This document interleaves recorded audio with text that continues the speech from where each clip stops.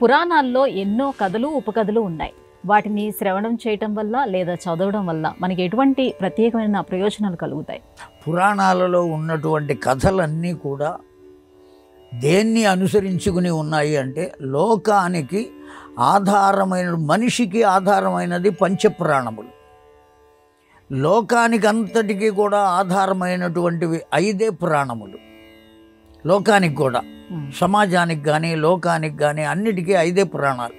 ఏమిటా పురాణముల్లో? మొట్టమొదటిది ఏదయ్యా అంటే వేదము, రెండవది ధర్మము, మూడవది న్యాయము, నాలుగవది నీతి, ఐదవది వీటికన్నిటికీ ఆధారమైన శాస్త్రము.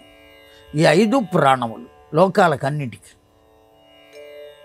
ఈ 5 కనుక లేకపోయినట్లయితే ఈ జీవుడు ఏం చేస్తాడో, ఎలా ప్రవర్తిస్తాడో, ఏ విధంగా ఉంటాడో ఏమీ తెలియదు. అందుకని ఈ 5 విషయములను అనేక కథలలో ఉంచి, ఆయా కథలను ఆయా పురాణములలో ఉంచి, ఆ పురాణములను వ్యాస భగవానుడు మనకు అందించాడు. అందుకని ఈ కథలు కథలుగా మాత్రమే కాకుండా, ఆ కథ వెనుక ఉన్న ధర్మం ఏమిటి, ఆ కథ వెనుక ఉన్న న్యాయం ఏమిటి, ఆ కథ వెనుక ఉన్న నీతి ఏమిటి, ఏ శాస్త్రం ఉన్నది, వేద ధర్మం ఏమిటి, ఈ 5 విషయాలను పౌరాణికుడు చెప్పి తీరాలి, ఆ పురాణాలు.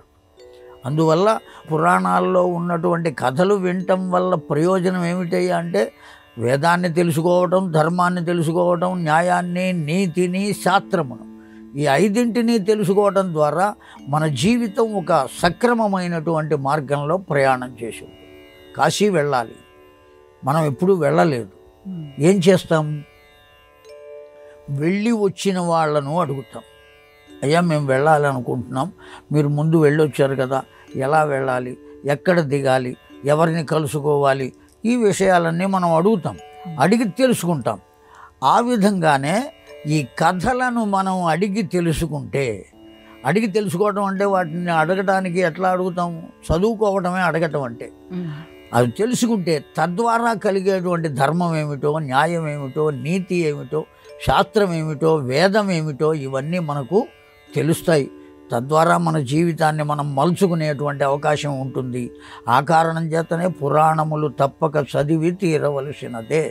ప్రయోజనం ఏమిటి అని ఆలోచించకూడదు.